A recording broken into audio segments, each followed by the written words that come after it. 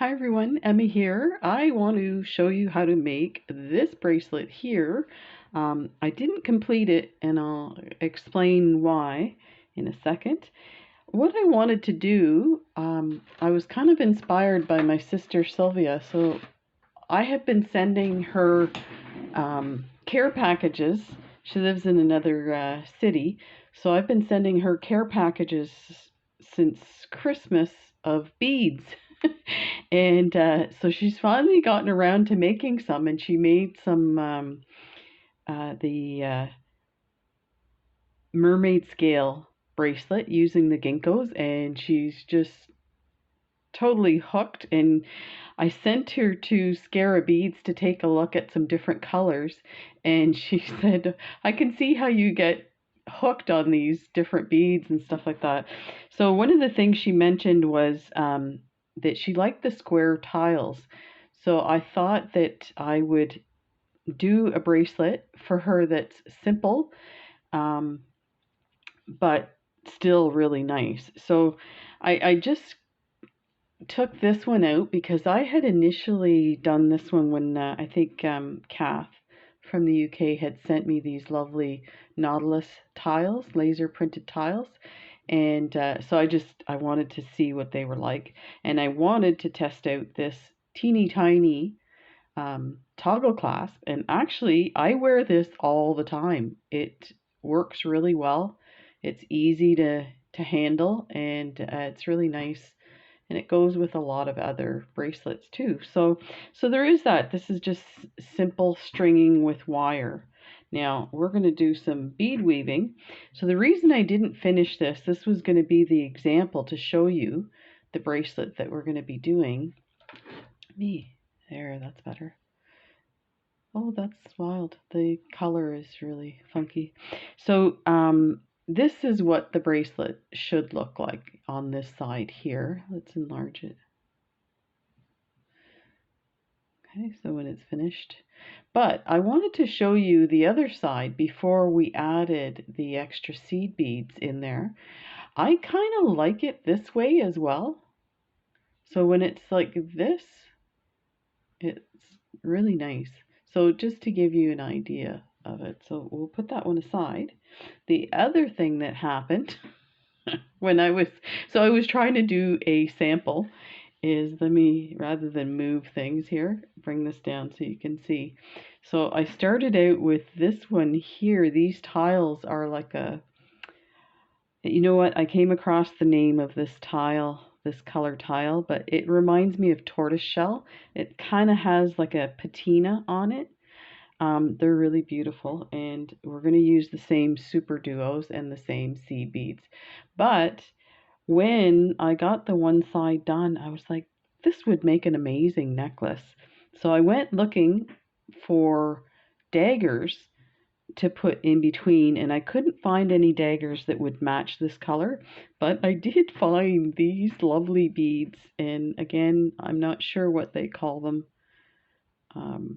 I'm pretty sure I got these at Art Beads in a sale, and but I think they are going to be incredible. So we'll do that in another video. I'll show you how to make a necklace, like to add stuff to the bottom of your strand. So I'm gonna just set those aside, and we are going to get our supplies. So these are the super duos, and it's interesting, I just got these the other day, the matte topaz they're called.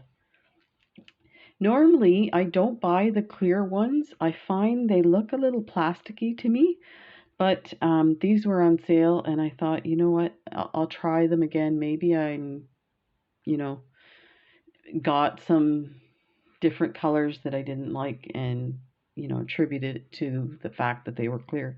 These are gorgeous. So I got these in a bunch of different colors. So we're going to use those, and we're going to use these tiles as well. So let's take a look, and let me see. This one here I used, so normally these come in either 25s or 50s strands, and for my wrist size, let me 1, 2, 3, 4, 5, 6, 7, 8, 9, 10, 12, 13, 14, 15, 16, 17, 18, 19, 20. So for my wrist size, it takes 20. My wrist is a 5 3/4 inch wrist, so it's really small. So I think when you go between, sorry, there's a cat like rubbing on the side of the camera. That's why it's bouncing. Um, if you're a size 7 or 7.5 inch, you're probably looking at 25 to 30 tiles, but you'll have to measure it on your wrist as you're doing it. So just set that one there. So let's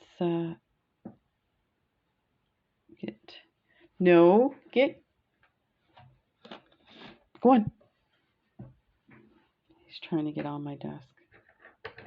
I see that in videos, and as a viewer, I find it's hilarious when the cat kind of sits on your bead mat. As a video creator, content maker, whatever you want to call it, I'm like, oh, get away. Okay, there's 4, 5.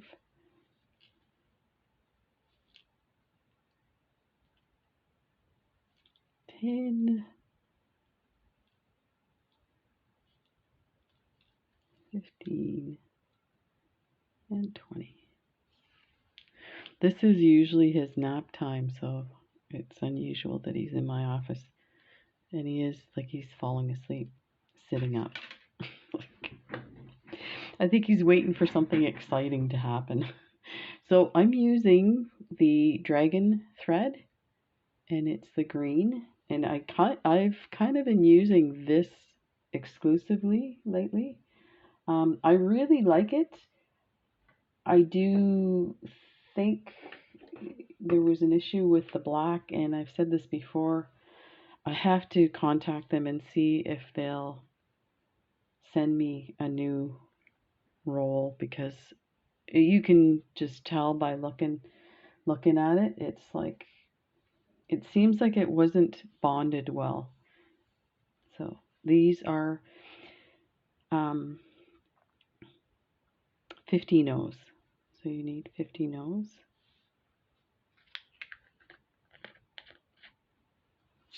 And these are 11 O's. And this is, what do they call these? Light gold, silver lined. There we go. So this one's for you, Sylvia. It's kind of exciting. I mean, it's exciting talking to everyone, like my subscribers and stuff, about how excited I get about beading. But it's really fun when your sister gets into it too. And it's interesting because we used to hang out all the time when she was pregnant for her first daughter, and her husband worked night shift, or not night shift, afternoon shift. So we would hang out in the evenings together, and we had so much fun. And now her oldest daughter is having a baby, so I'm so excited. Okay, so we're gonna pick up a tile. Now you could put, let's go back here. You could put a stop bead on the end here, but once you get the first few beads in here, this doesn't move, so it's not a big deal, and you can always move it back. Now I am going to say what I did was I pulled 2 wingspan of thread, and I took the first wingspan and I rolled it up between my fingers and then twisted it and just rolled the thread around it a bit, so it's like this. And the reason I do this is because we are going to be going back around this several times to add stuff. So if you don't want to add thread, you can do it this way, and that's how a lot of people do it. Or you could easily put your stop bead in, leave a tail, and then, weave it back in, put a knot, that kind of thing. But I thought I'd show you this way. So pick up a tile and pick up an 11-0. So this is what you have. And it is weird that the camera is changing the color of the, I don't know what is doing it. So strange. Okay, so pick up a tile and an 11-0. You're going to bring it down to the bottom. Then you're going to take this, and let's move this up a bit and enlarge this. You're going to go down the other hole, like that, and pull it just like that.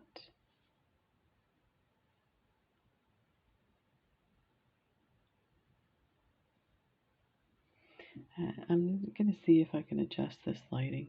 This is annoying.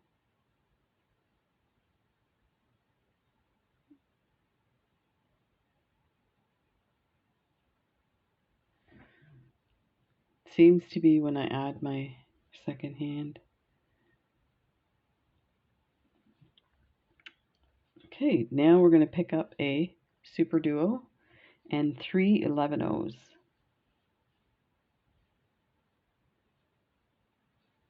That. We're going to bring this to the end. I think I'm going to enlarge that some more.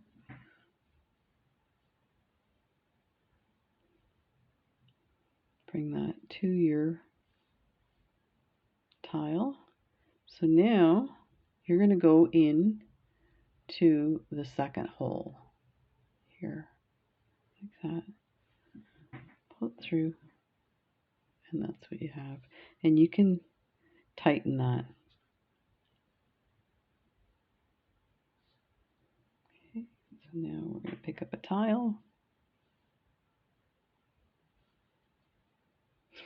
One and an 11-0. Bring that down to the bottom, like that. And you're going to go through the second hole and bring everything tight. Now we're going to add the super duo. We just continue this all the way to the end.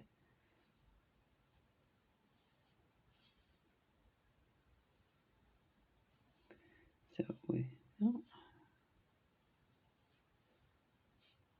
super duo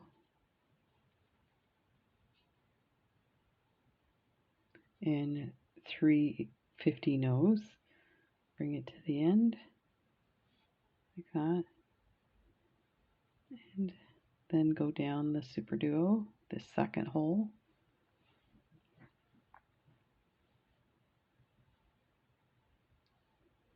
That. And pick up your next tile, an 11-0. And I'm using a size 12 needle because I'm using 15-0s.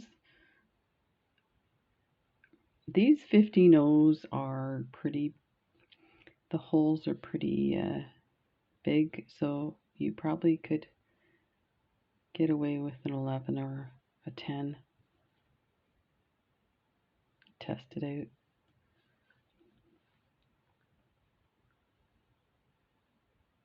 That. Super duo, 15-0s, 3 of them. Bring it down. And then go through the second hole. That.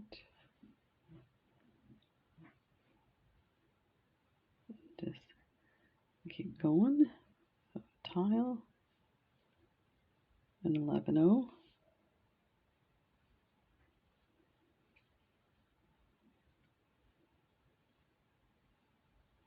And go through the second hole. That.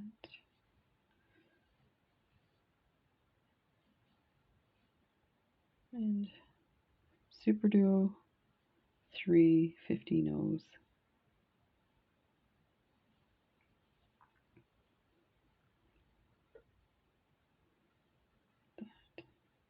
And then go through the second hole.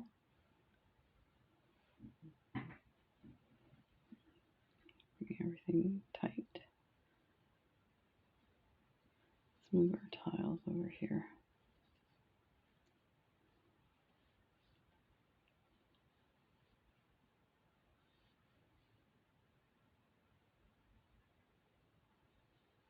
That.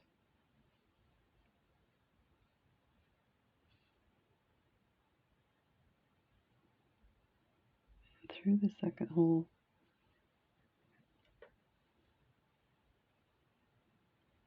Super Duo.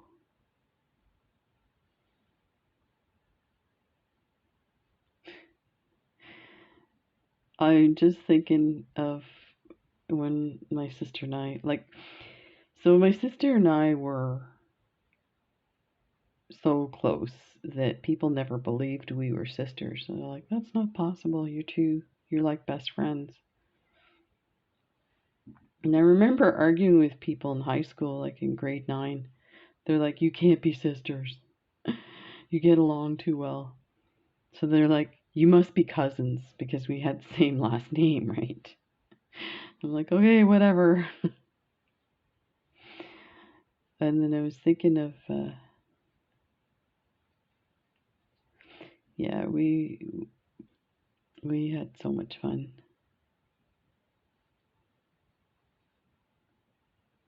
I remember we went to, they used to have, so every year in Toronto, the last 2 weeks in August, they have the Canadian National Exhibition. And the radio station would sponsor like the midway before, I don't know, a week or two before they opened the C&E. And I remember we went to it one year and we went on the roller coaster. It was one of those wooden roller coasters. It's pretty rickety and crappy. And she got bounced around so bad that she hit her head on the bar in front of us. And when we got off the ride, I told the guy, it's like, my sister hurt herself. Like, she had a huge, like, swollen area on her head where she hit. And he's like, oh, you guys were fooling around. That's how you got it. It's like, it's so different today. I would have had my cell phone out and would have recorded them, would have said, I'm not moving till you do something, whatever. But when he said that, we were like, okay. Like, said, first of all, no, that didn't happen. But so we got off the ride, and funny thing was, when we got off the ride, one of our friends from school was working selling little juice boxes. They weren't boxes, they were like shaped as fruit. So it was like these plastic containers.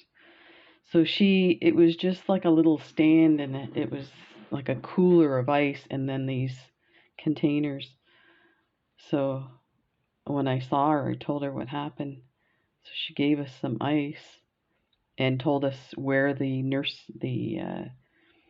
emergency, like first aid station was, and I took her there. But that was just one of the. She probably doesn't remember that. Thinking of stuff that I remember with my sister is she had severe allergies, specifically to animals, but some other stuff too. I can't remember. But we were visiting my cousin in New Brunswick, and it was in the winter. And my aunt was like, "Oh, you should go for the hay ride.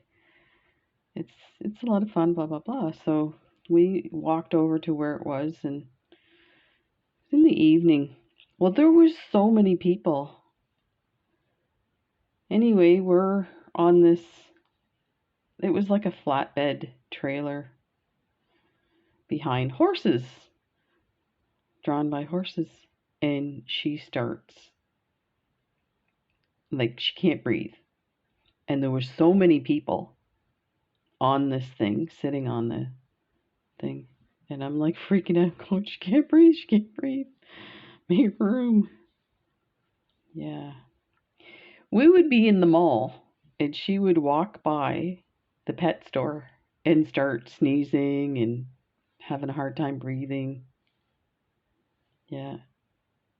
And then when we were in high school, grade 9, our family practice was close to where we went to school.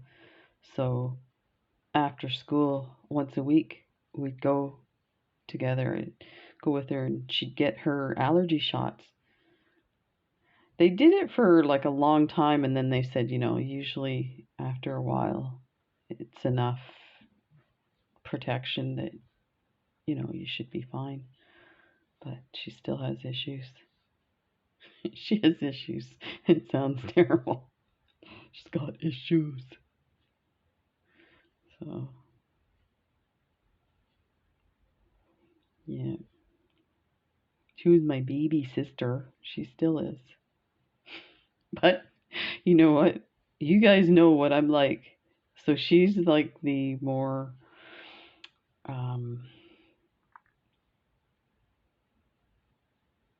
what's the word I'm looking for? Responsible. So I'd be like, hey, Sylvia, guess what? Let's do this. She's like, I don't think that's a good idea, Emma. We could get in trouble. We could get hurt. No, come on. And then she was always the saver. So we would get like 25 cents or something like that to go to Brownies, so we could stop. And the place that we used to go to Brownies, the French Brownies, they had a little store and they sold donuts. So we used to go and get a donut after. But she would save her money. And with her money, she would buy those big little books. She was always reading. Always. She was very smart. She was like Sheldon, little Sheldon, young Sheldon. Only she wasn't annoying. And she never, like, made you feel stupid. That was, you know what, that's probably one of the sweetest things she did for me, because, like I said, I was so impulsive. And my biggest thing when I started getting control of my bipolar disorder is I would think to, people would treat me a certain way, and I'm thinking, I'm not stupid. But so she never made me feel stupid. And she used to read to me at bedtime. This is when we were like 10 and 12 years old. And it was interesting because there was the next street over from us was a school, a grade school. And of course, like, it's our neighborhood. So sometimes in the summer, we'd go and play in the yard at the school. And they had one section that had like swings and slides and stuff, and then the other side had basketball hoops. So we were always hanging out there. So in the August, when the teachers started coming back to prepare their class, we would get teachers asking us if we wanted to help them set things up, and they would give us some books and stuff like that. So we got this book of short stories for kids, and it was so good. She was mentioning it the other day that she came across it. She still has it. So she used to read to me at night from that book, and it was like she'd say, "Okay, what story do you want me to read?" Like, read the one about the girl that's, I think she was a bad girl, and I'm trying to think now. The story sounds kind of scary. So she was, I think she was eating the jam or something with her hands, and fell asleep, and the bees came around to eat the jam on her, and she ran all through the house and stuff like that. It's like, now that I think of it, maybe those stories are dated because you wouldn't be telling kids stories like that today. But yeah, she was, and if our beds were across from each other, so you could actually reach over and hold hands, and I would sometimes have nightmares, so she would hold my hand till I fell back asleep. That's the kind of sister that you want. I am so lucky.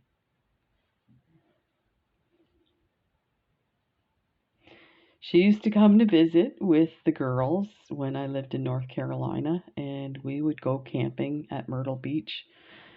Oh, we had so much fun. Yeah. One time I took her into Kmart with the girls, and it's funny, I was talking about bees.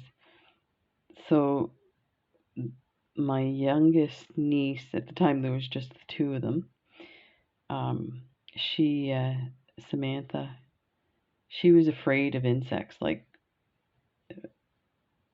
really, really afraid, where she would scream and stuff. And I remember her saying, I gotta take her to the bathroom. So I'm like, okay. So me and Christy were in the store, and I could hear screaming like somebody was being murdered. And I'm thinking, oh my God, what's going on? And then it was like my sister comes out, she goes, oh my, there was a bee in the bathroom. That was Samantha screaming. Poor kid. And she also was being potty trained, so that was the urgency about using the bathroom. So she wouldn't use the bathroom, like she was afraid. So Sylvia had to carry her potty around with her.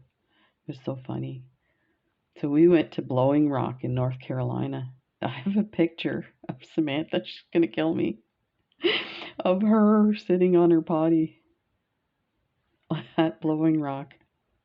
It was hilarious. So we're almost done this phase of adding all our lovely beads.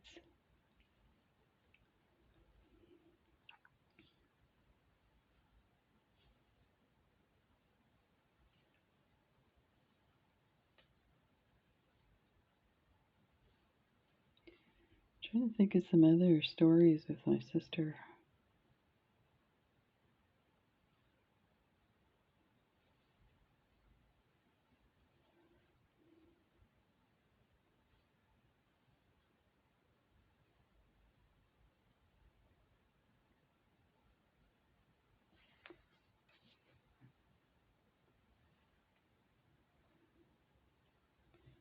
Okay,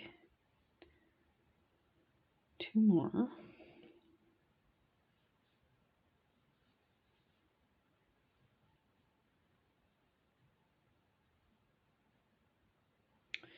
I remember, so my sister and I went to French schools, and when we got to grade 9, my mom wanted us to go to a private school, and it was English.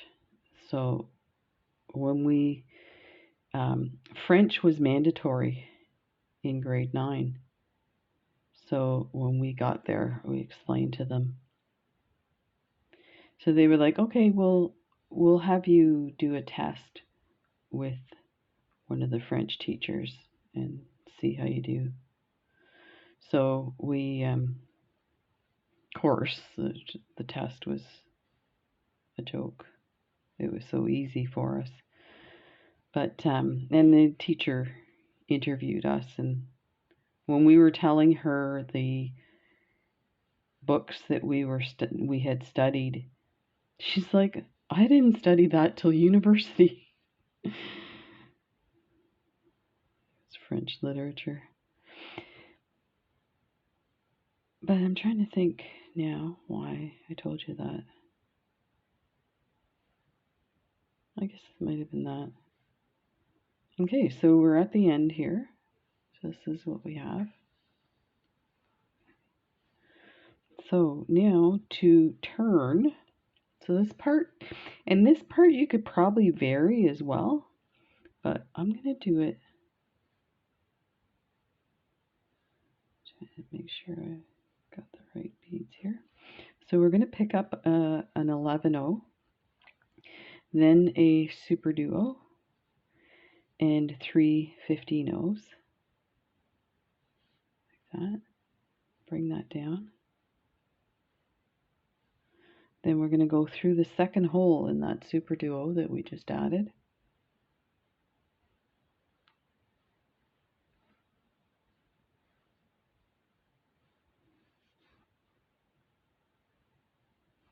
And pull it snug with the other beads like that. Now we're going to pick up another 11-0, a super duo, and 3 15-0s, like that.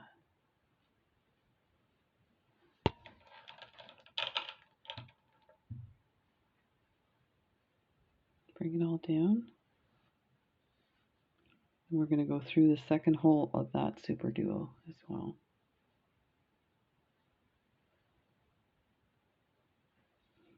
Okay.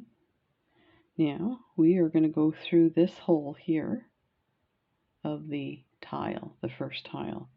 So we're going to go through the first hole, and we're going to pass through to the other side and bring that nice and snug on the end. Now we're going to add an 11-0. So you see how these have 11-0s in the middle of the tile? So we need to add them to this. So we take an 11-0 and go down through the other hole.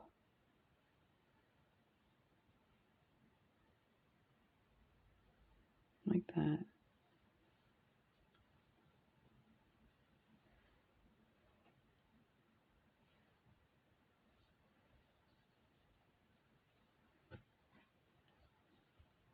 And make sure everything's snug. So now we need to add the pieces in between.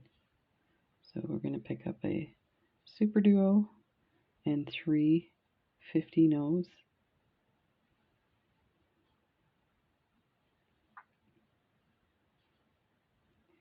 We're going to go through the second hole. But on this one, when we go through the second hole, we're going to go through the tile, the next tile.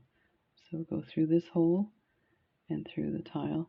You can do those steps separately and come out of the hole.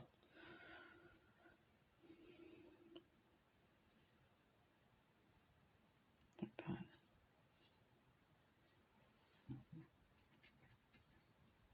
that. Okay. Now we need an 11-0 and through that second hole. Like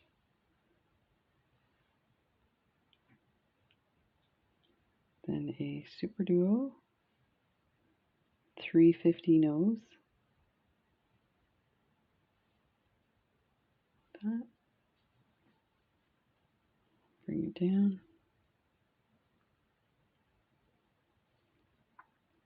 Go through the second hole of that super duo and down through the hole on the tile, and just the tile would come out here like that. Bring everything snug like that. 11-0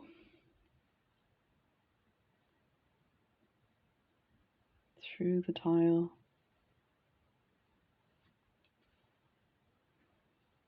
super duo,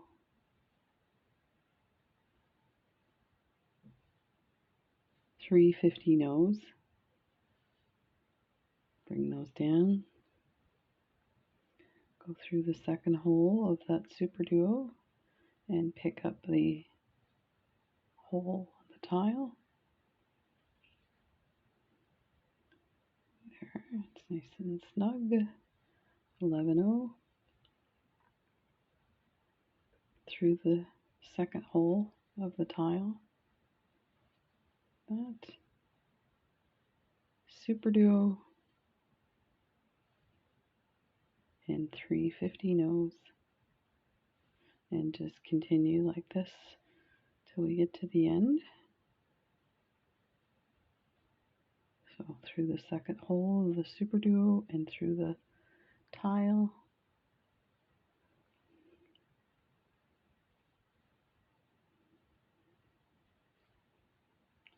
I'm going to turn this way.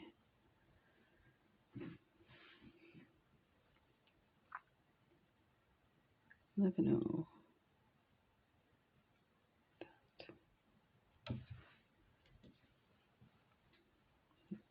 see what I have here.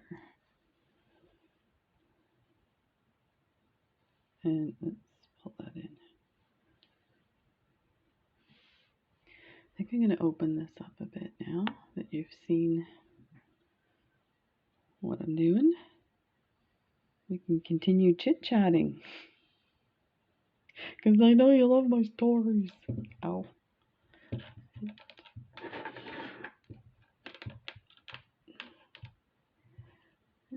The lighting's a bit funky.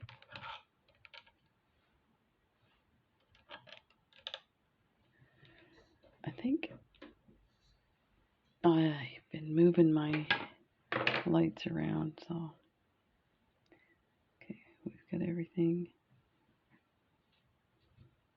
Move it down through the second hole. Oops. Okay, I think I'm gonna, so I always fold over a lot of thread. I'm gonna move that because I find it gets tangled when you're getting close to the end. I need an 11. I'm going to turn that so that you guys are not confused.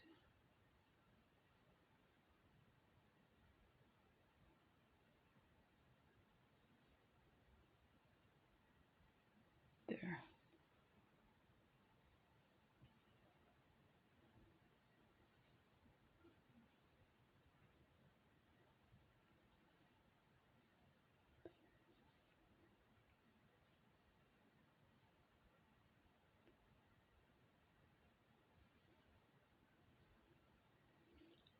I was just thinking about when we went to the private school.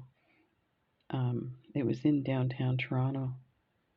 And Sylvia, you had to take an elective. I took theater arts and she took band. And because we used to come to school together, I was always like, they would practice in the morning before classes. So I would come in and join her. The teachers were really amazing. So the teacher said to me, you can, play the trumpet if you want. It's like, okay. So I actually learned how to play the theme from MASH on the trumpet. But just from being in the practice. Like, I never took the class at all. But it also reminds me that, so the prima ballerina for the National Ballet was a student there when she was our age. So she used to come all the time to talk to the students and stuff. So I remember, I don't know if my sister remembers this, but I remember her coming and talking to us. Do you want out, kitty?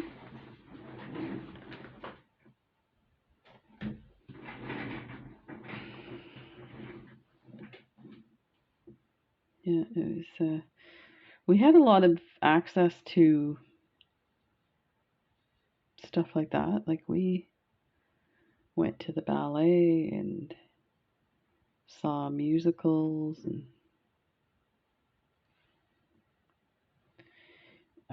Shakespearean plays in Stratford was. I remember as an adult going to Stratford on Avon to see other productions, and it was incredible. The costumes alone and the sets were unbelievable. And because I took theater arts, part of the course is you had to see 3 plays and do a review of the play. And as part of the review, you actually had to draw the sets and stuff like that. So it was right up my alley. So you can imagine too, I said to my mom, yeah, I should have told her more. We have to see plays for the course. I need some money. It's pretty devious way to get some to see some stuff. But yeah, the plays that we saw were incredible. We saw actually my mom for Easter one year got us tickets to see Annie, and it was a huge production, like on the scale of what you would see in New York, and it was incredible.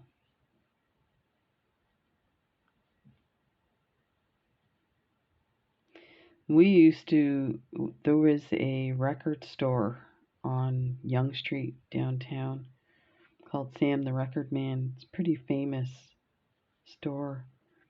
They would have bins of albums, and they had musicals.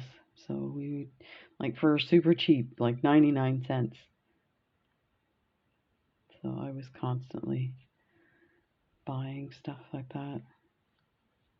But we also had access to that through the library. That reminds me. So my first class in grade 9, my first class of the day was English class.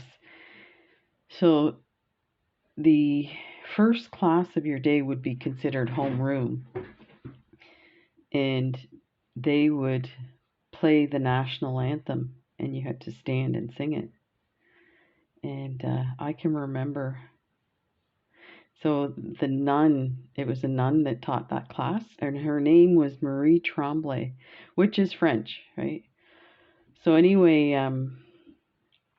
when we would stand, I would sing it in French. And she caught on that I was singing it in French. So of course, we're in English class. I didn't get the gist of that when I was in grade 9. I was like, I'm French. It's our national language. I'm singing it in French like this. She's like, you have to sing it in English, Emma. So every time she'd come and tell me, you have to sing it in English, and I'd keep singing it in French. So finally, she said, we are going to sing the national anthem in English and in French. Everybody. I was like, yes. It was so funny. But what made me think of that was we had to do a soliloquy from Shakespeare, and we were studying The Merchant of Venice. So the female character was Portia. So what I did was I went to the library and I got the record album of the Merchant of Venice and I memorized her soliloquy. So of course I memorized it with the accent and everything. So when it came time and she called me up to do my soliloquy and I did it in with an English accent. She was like clapping her hands and she said, "I now present to you the Oscar," and she's like going on and on. I think she kind of liked me even though I was annoying. She kind of liked me because I stood up for being French and she was French. So, yeah. How does Emma get in trouble and then get an Oscar at the same time in English class? Yeah. Well, I was such a troublemaker, stuff like that. I was like a mini activist.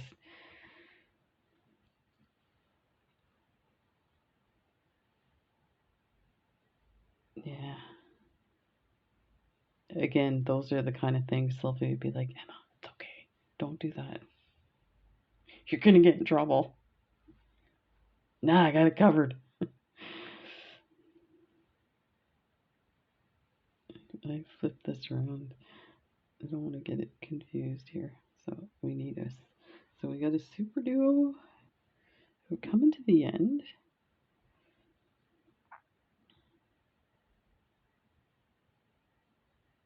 That and that.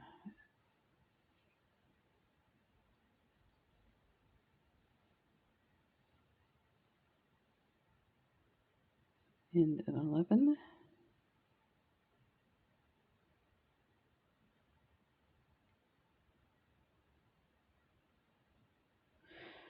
So I was also being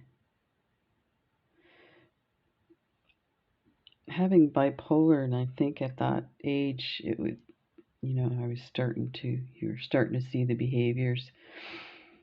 So I would stay up till all hours, and I was really surprised that my mom would let me stay up. She never sent me to bed. So it'd be like way past 11, and I'm up watching old black and white movies. So then morning would come, and this was in grade 10.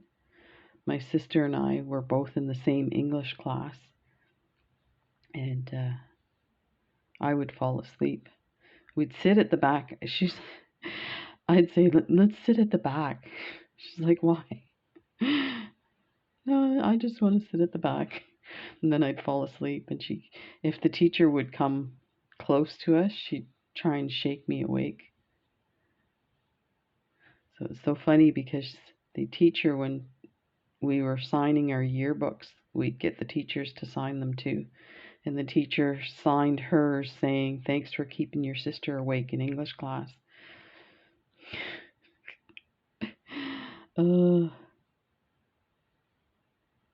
She was a funny teacher. She was my theater arts teacher too. So she knew what I was like.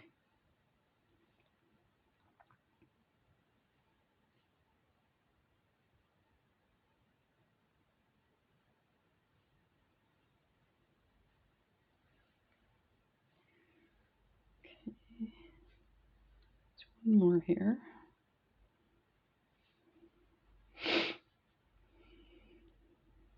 Duperdo 3 50 nose.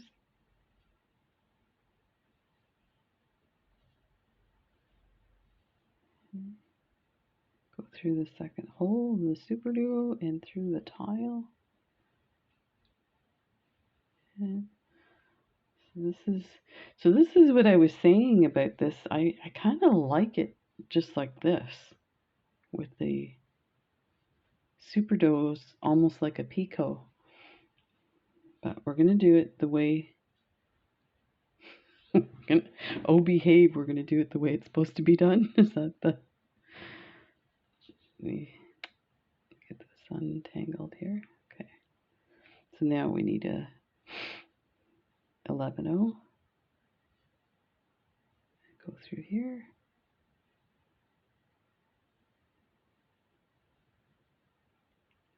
Now we need a super duo. Actually, an 11-0. Let me think about this. No, we need just a super duo. So if you think of it, the super duo has to sit flat on this tile like it is here. So let me just snug this a bit there. So now we need 3 15-0s. That.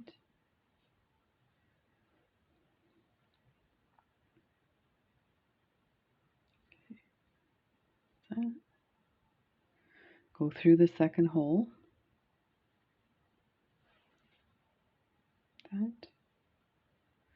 Pick up an 11-0, then a super duo, and 3 15-0s. That. Okay. Then we're going to go through the second hole of the super duo. That.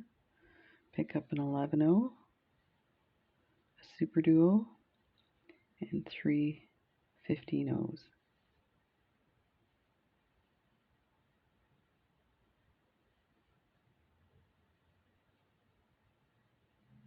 Like that.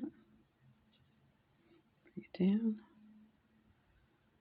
Now we're going to go through the second hole of that last super duo we just added. And we're going to go through the tile as well. Go through that hole, through the tile, come out the other side. And that's what it should look like. Like that. So now we're going to go through the... Actually, we might tie this off and start using the other thread. I think we will. So let's... Actually, you know what? We should leave this for the clasp because it's enough for the clasp. So let's do that. I think I might put a stop bead on there just to get the tension. Where are my stop beads? Um,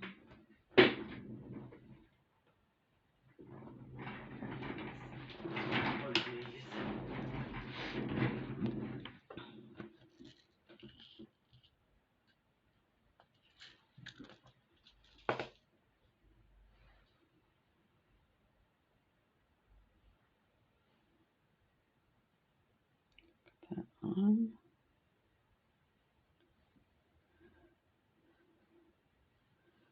Go back in.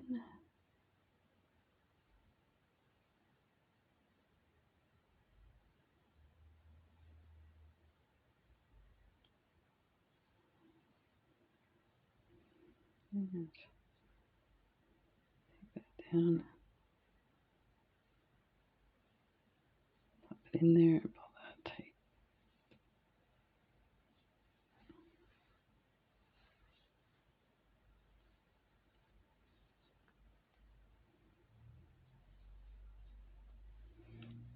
Get that. There we go. Okay, so let's grab this and untangle it.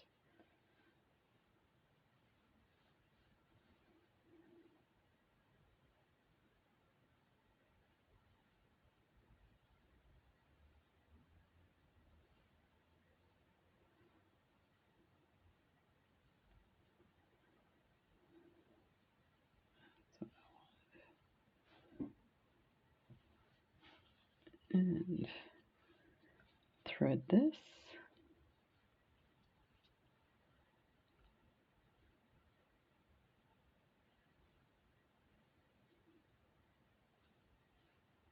So now we're just going to add the 50 O's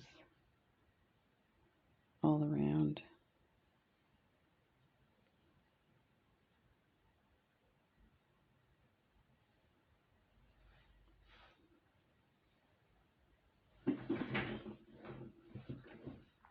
Okay, so this is where we are here.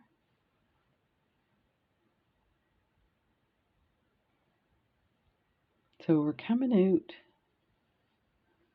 out of this tile. What we're going to do is we're going to go through the, and you could add a knot here actually.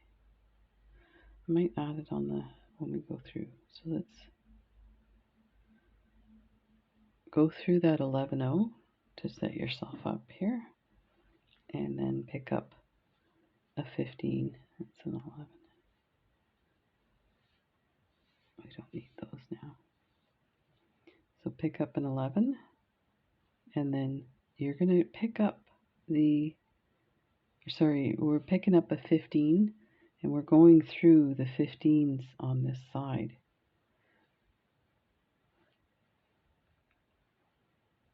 So go through all of them on the super duo like that.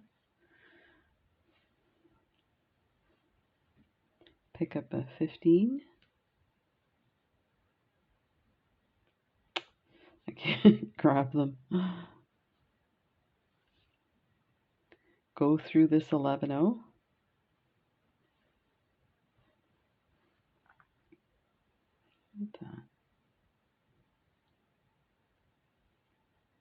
It should pop into place there. Then another 15. Then go through the 15s on the picot.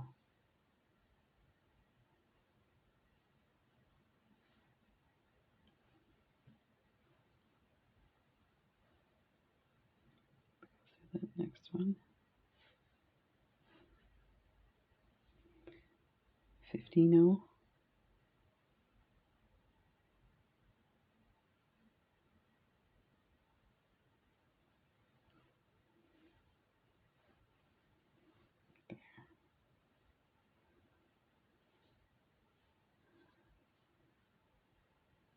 Pick up another 15-0. Go through the 15 O's on the picot. So you went through the 11 there.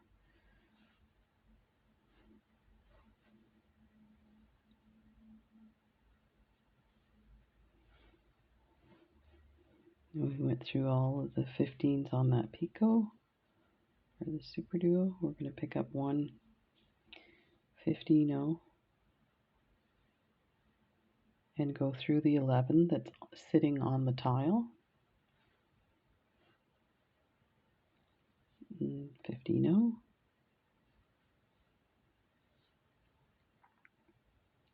Go through these 15-0s on the super duo.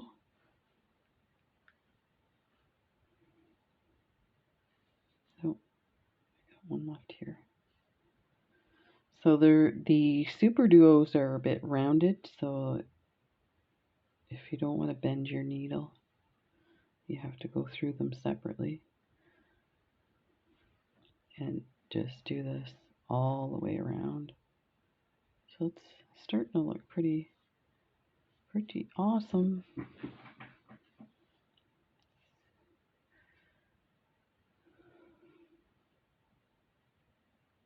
I'm just wondering if we should complete the other one. I think we will. So I'll set this aside and we'll complete this blue one so that you can see what it looks like when it's done.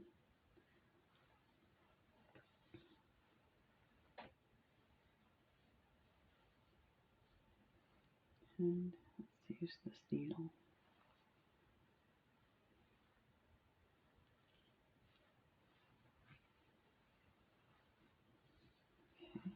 And I think it's a little easier to see the color. Wasn't thinking with the other one. I really like those colors.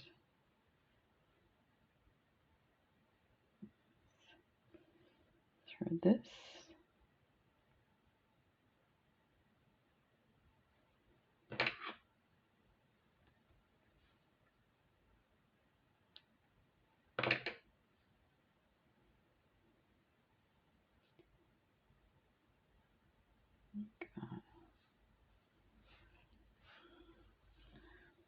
And get the 15 O's.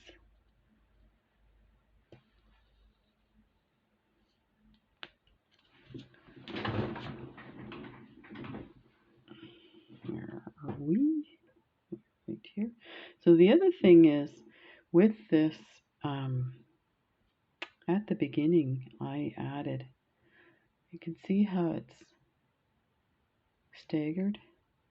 I didn't realize this one here I added 11 O's for the picot by accident, and I added two 15 O's at the beginning. I was like, oh, that's not right. So those are like little things that I like to point out the mistakes, because sometimes the instructions, for me it might make sense, and then when I review it, I'm like, oh, I wasn't really clear about that. So I think sometimes if you can show a mistake, then you realize, one, why you're doing it a certain way.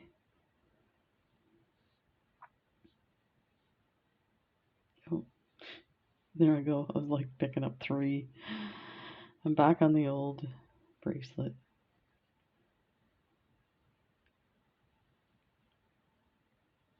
There. So if this part is like repetition and stuff, by all means, just fast forward it. And you know what? Every time I say that, I end up telling stories. And people, it's so funny, people comment saying, no, I never listen to you when you say fast forward, because I know I'm going to miss a story.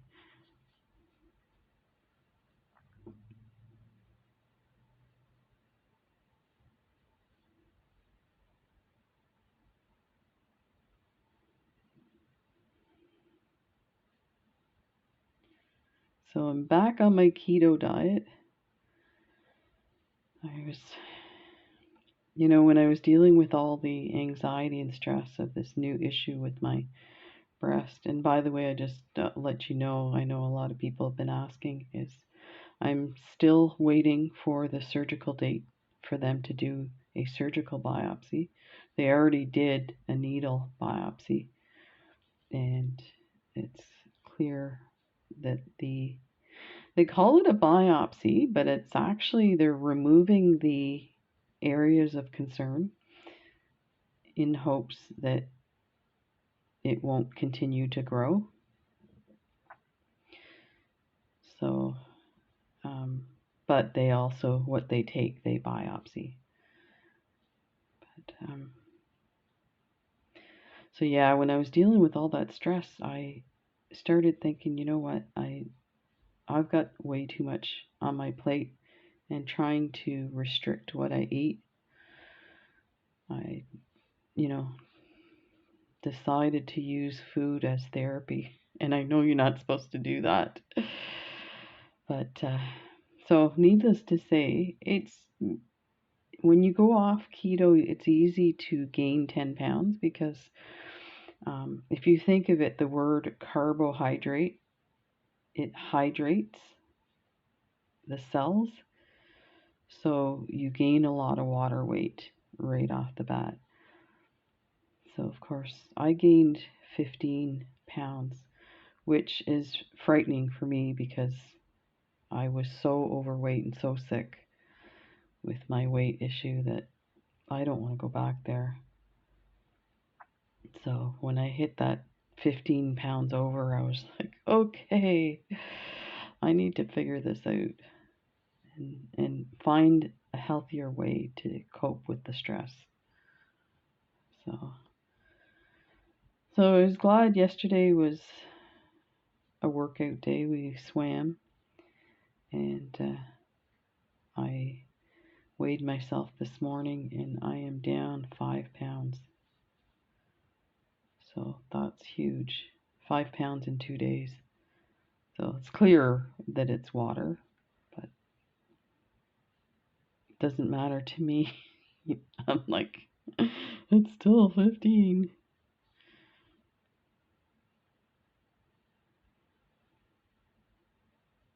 It's interesting, when I went for my appointment with the surgeon, they weigh you.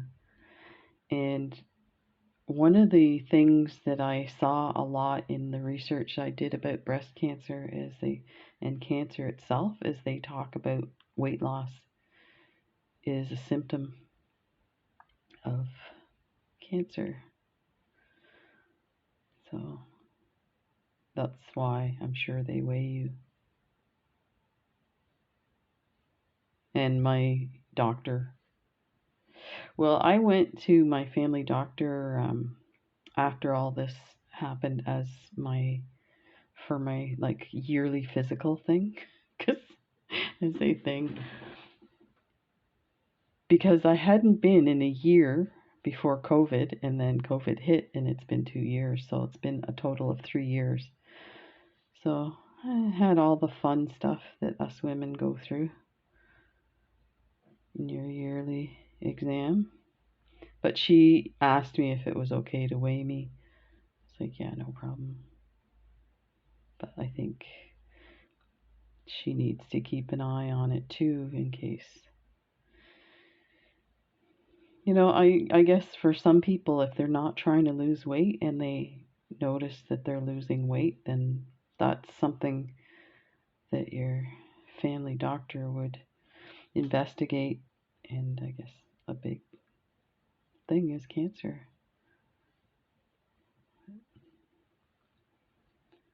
So I'm doing pretty good dealing with it.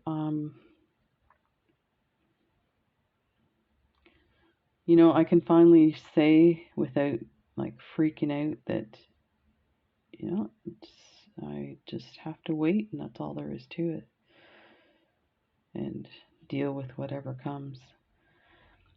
I think my big issue initially was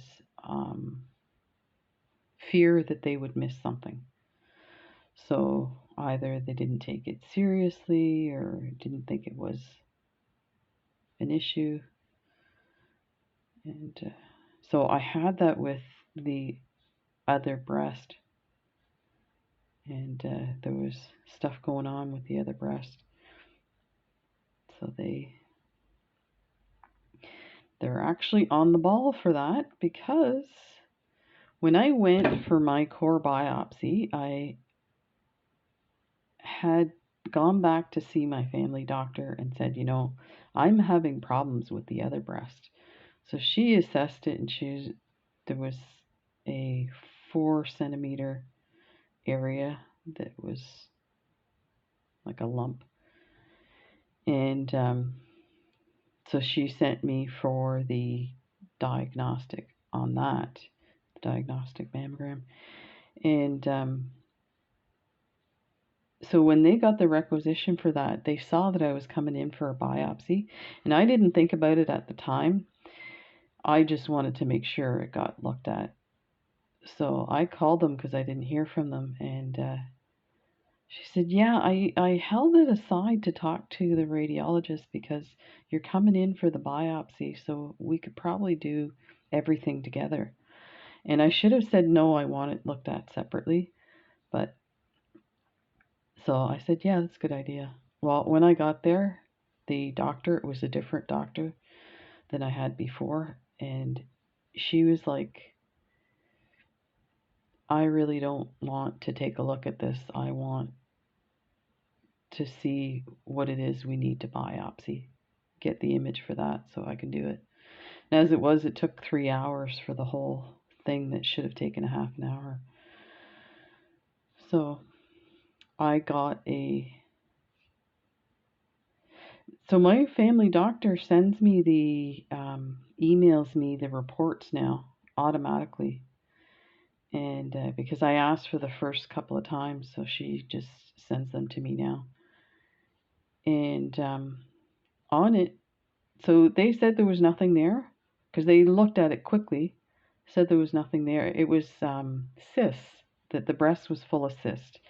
And I was like, I'm thinking to myself, well, you didn't look to see what kind of cysts they are. There's what they call complex cysts that have to be investigated. You can't just, say, oh yeah, you got cysts and that's all there is to it.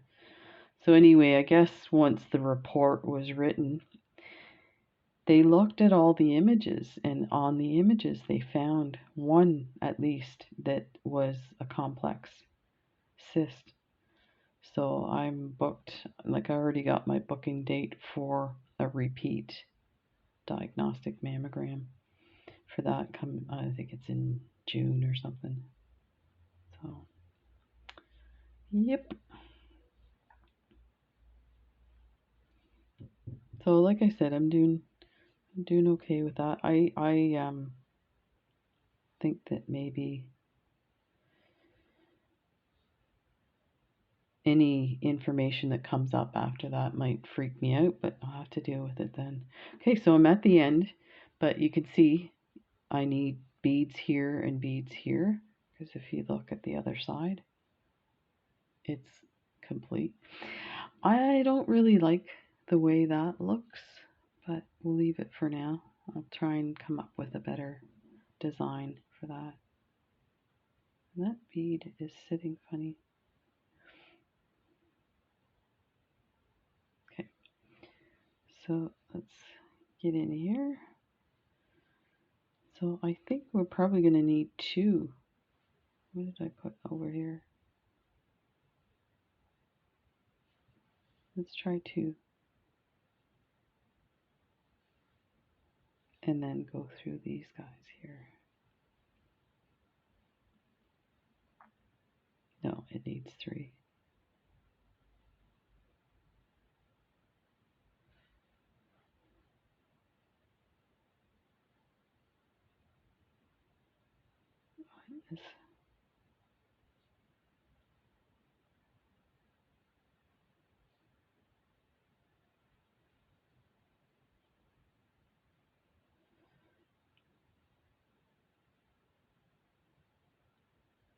There. Add one.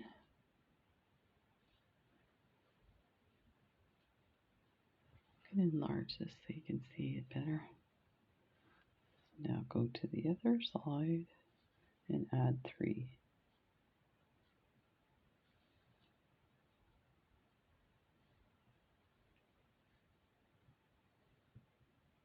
There. Oh, we need one here.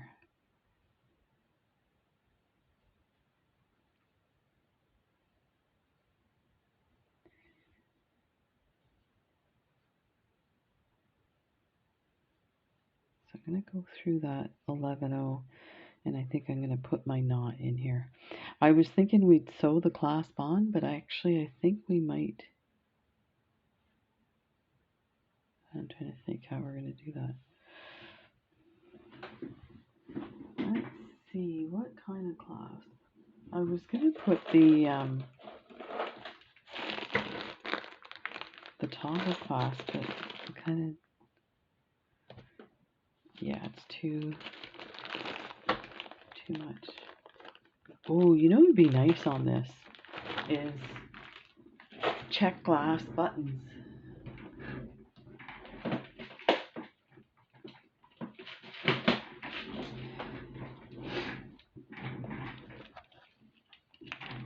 These are my check glass buttons. So a blue would look lovely. Like that one's got like a purple. There, that one.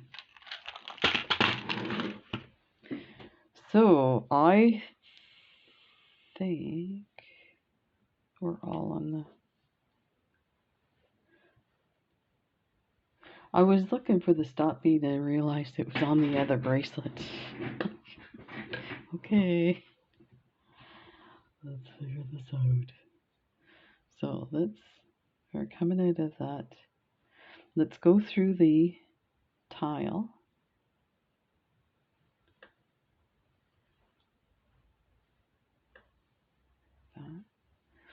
I wonder, rather than put the button this way, I wonder if I did it that way. Yeah, you know what? I think I will. Now, if you're doing it this way, just remember you have to incorporate that, like this amount in here because this way makes it longer. Not by much, but so let's go through the 11-0. That. And I am going to put it like that. So I think I'm going to go through the super duo as well. So let's come under the super duo. No, you know what? I'm going to go in because I don't want my thread to be showing either. So then go through your button, and I think I'm going to pick up 3 to give it a bit of a picot. I don't know if 3/15s will do that. It probably won't. I'm used to 11s. Okay, so we're gonna go through the super duo on the other side, like that.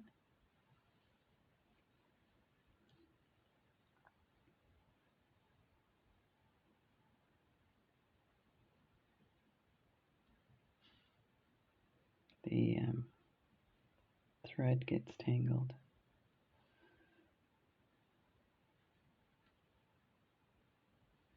There. Just like that.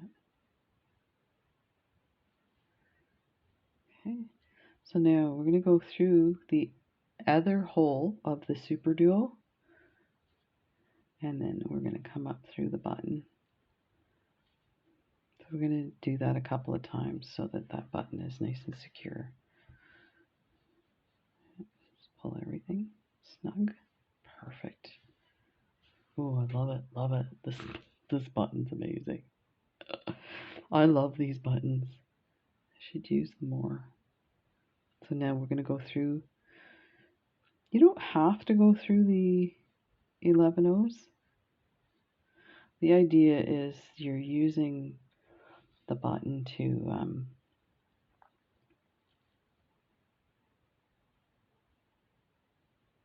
get more thread around.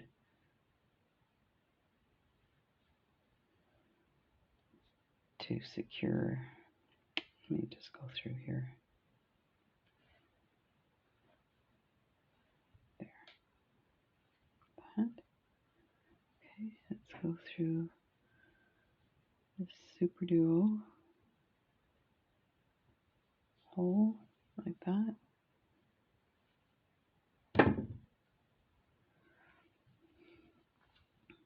Then I'm going to step up to the next hole in the super duo. Then we're going to go through one more time.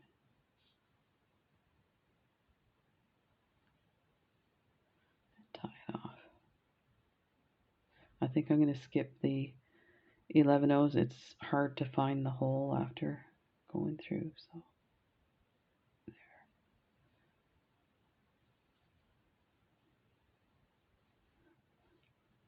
And let's go through the super duo.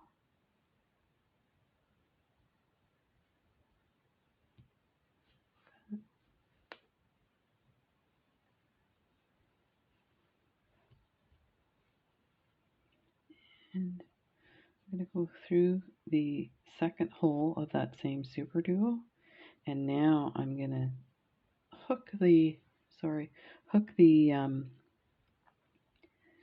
line between the super duo and the tile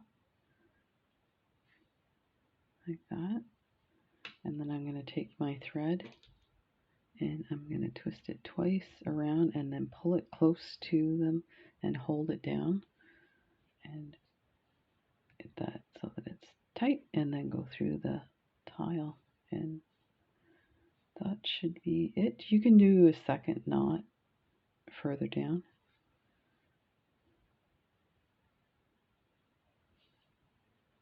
I'm sure that this is, so there's your button like that. So now we need our thread in here.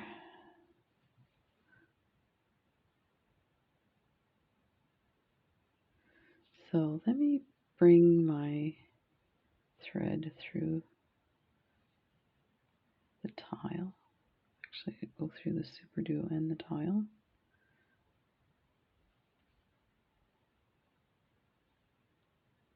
That. So I'm going to leave a bit of a tail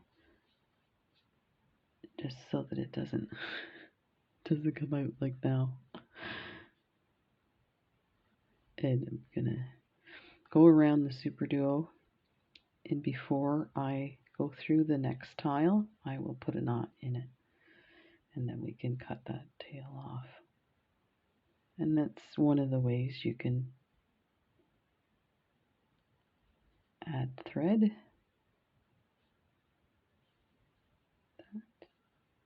Just going to hang on to it.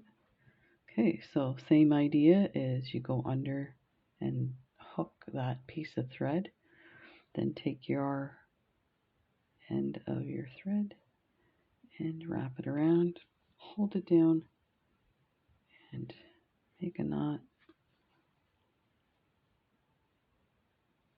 and then go through the tile.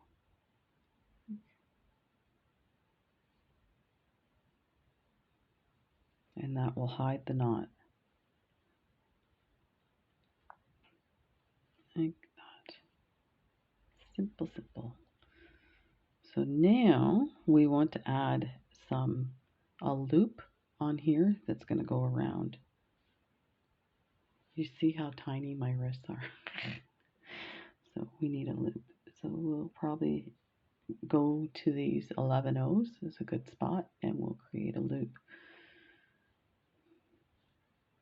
And there's tons of different kind of loops you can do.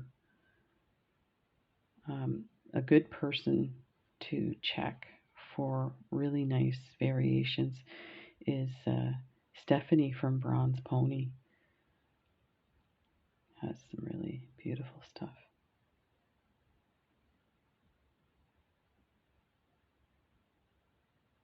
So I'm just going to go through these guys.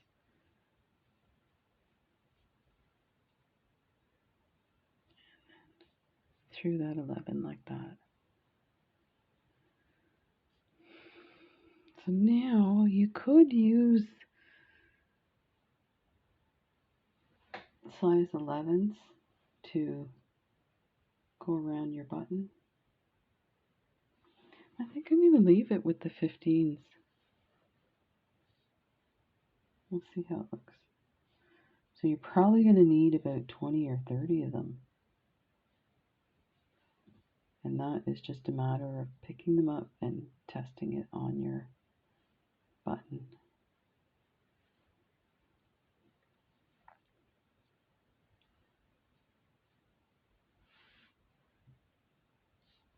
So maybe that's why I need to use 11s. But here's my reasoning for the 15 O's is when I was putting this on, I didn't realize I put it pretty snug. So the 11s might slide off here. The 15 O's are so tiny they'll get snug in there. Okay, let's see what we have.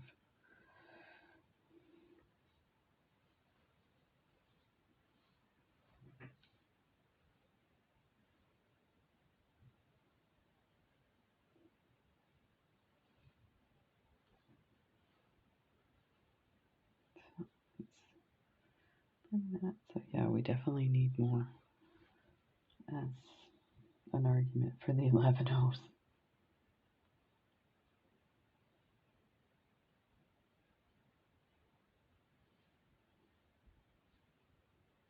I've seen some people that I guess do beading a lot in videos, and how they pick up the seed beads just blows me away.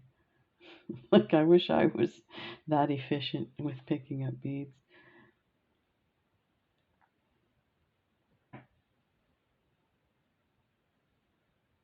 I think that might do it. I'm just going to go around the 11 and see. Like that. Oh yeah, that's actually too much.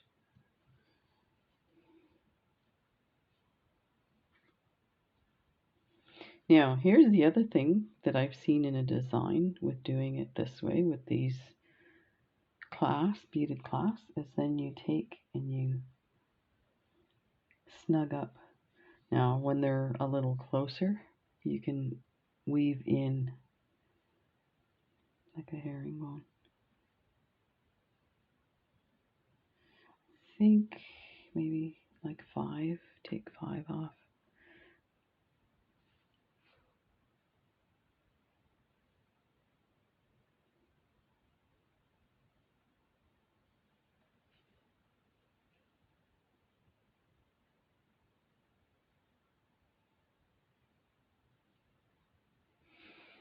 Because it still has to go over the button.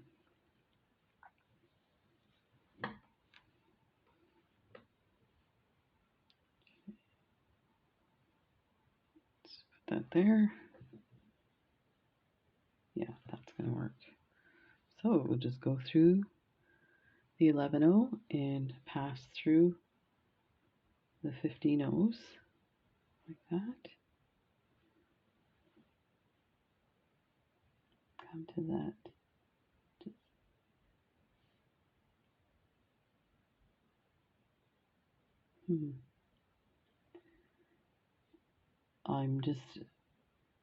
I don't want to cross over that bead, so let me think about this for a sec. So if I come through to the 11, my thread's gonna cross over, so I'd have to go around. In case you're wondering why I'm kind of thinking this. So I'm gonna go through the super duo, come down and up. It's a bit of a workaround, but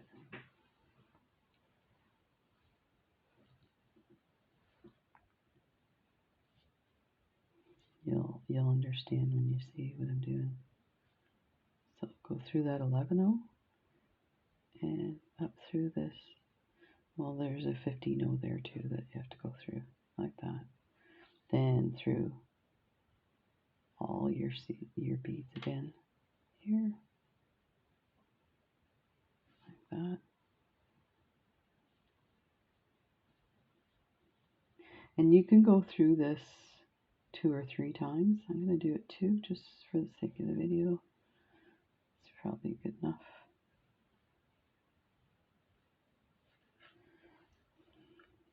And you can do like fancy, which I've done before, or you could do like a picot on this part too. It looks amazing.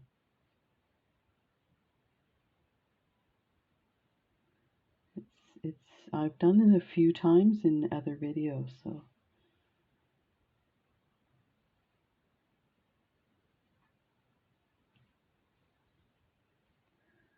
Okay.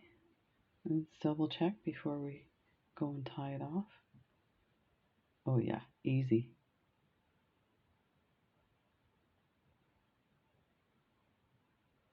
Might have even taken a few more off, but it's just starting to get there. So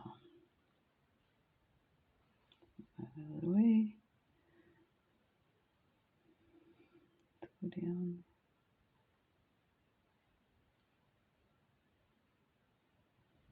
These guys, and I'm gonna put a knot.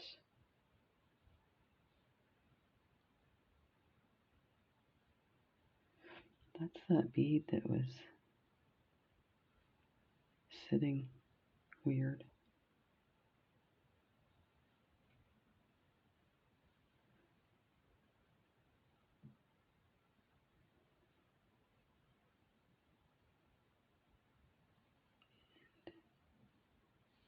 Through those two there to hide the knot.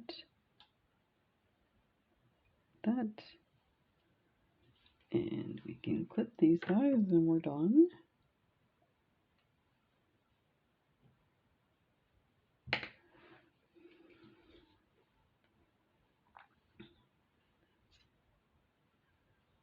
Ta-da! So that is lovely. I'll move these out of the way so you can see.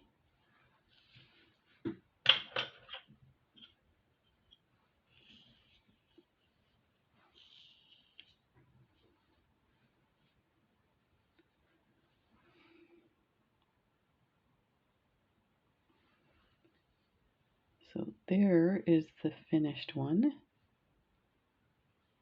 Turned out really nice.